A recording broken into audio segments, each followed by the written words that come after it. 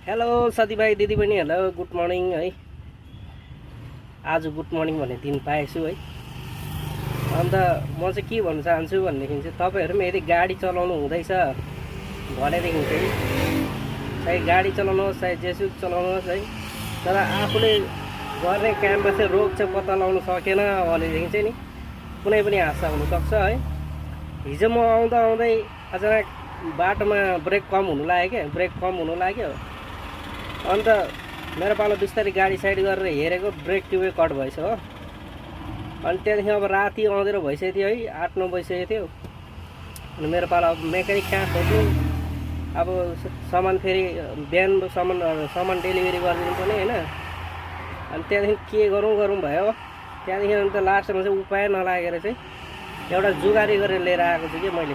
जुगार गरेर आफैले जुगार गरेर उहाँ कम्पनीसँग मैले सामान पुऱ्याएर आफू पनि अहिले यहाँ हल्का फर्केर अब आधा बाटोमा आएर चाहिँ अहिले यहाँ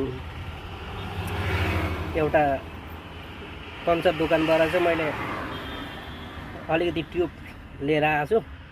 अब त्यो ट्युब चाहिँ त्यहाँनिर त्यो जुगार गरेको ठाउँमा चाहिँ लगाउने हो। त्यो तपाईँहरूलाई पनि देखाउँछु है। तपाईँहरू पनि यदि गाडीहरू चलाउनु हुँदैछ भनेदेखि आफ्नो गाडीको के बिमार हो कसो बिमार हो त्यो चाहिँ ठ्याक्कै पत्ता लगाउनु सकेन भनेदेखि चाहिँ कुनै पनि दुर्घटनाहरू हुनसक्छ है।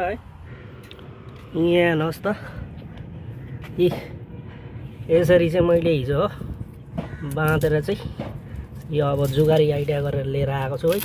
बाँध्नु चाहिँ प्लास्टिक बाँधेको है। हो त यो चान्छु नि प्लास्टिक त होइन, यो प्लास्टिक पनि हो। अब मान्छेले यस्तो प्लास्टिकको के काम भन्छ नि, यहाँ हेर्नुहोस् है प्लास्टिक मैले के गरेर लिएको छु। प्लास्टिकले नै मलाई यहाँ सुनाउनु गरे है। अब यहाँ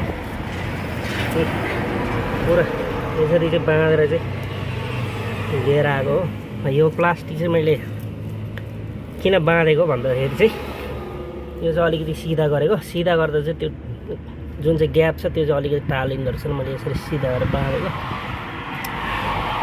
यो प्लास्टिक चाहिँ कस्तो हो भने चाहिँ यो चाहिँ अलिकति रबर टाइपको छ। यो चाहिँ तन्किने खालको क्या, तन्किन्छ क्या यसरी। अनि त्यसले गर्दाखेरि चाहिँ यो मैले कसेको अन्त अब यसलाई खोलेर अब अहिले चाहिँ मैले मेकानिक सेट गरेर यो लिएर आयो। रबर हो, टायरको जुन चाहिँ रबर हुन्छ यो लिएर आएको छु। यो लिएर आएर चाहिँ अब यसले बाँध्नु पऱ्यो भन्दैछु होइन। यो प्लास्टिकले मलाई धेरै सेभ गरे क्या। कहाँ अब अँधेरोमा कहाँ मेकानिक खोज्नु, कहाँनिर अब जानु हो नयाँ जग्गामा बिजुकै हुन्छ नि। अन्त अब नयाँ जग्गामा आएपछि अब एक त अब भाषा थाहा छैन हो। अब कसैले हिन्दी बोलेन भने अब केही उपाय लाग्दैन हो। त्यही माथि अब कता जग्गा थाहा हुँदैन।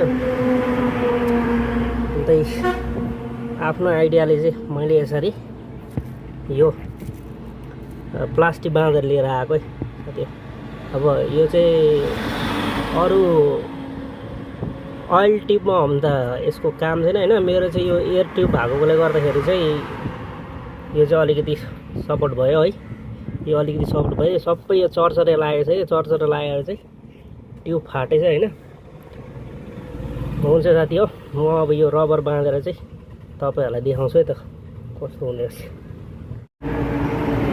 साथी हो अलिकति यत्रो फाटेको छ हो, यत्रो फाटेको छ यहाँ। यसको कारणले गर्दा पुरा चर्चरे लागिसकेको छ नि त। अब यो ट्युब फेर्ने बेला भइसक्यो। अब यो मालिकले कहिले फेर्ने हो, यस्तो कारणले गर्दाखेरि चाहिँ यस्तो भयो। साथी हो मैले चाहिँ बाँधिदिएँ हो।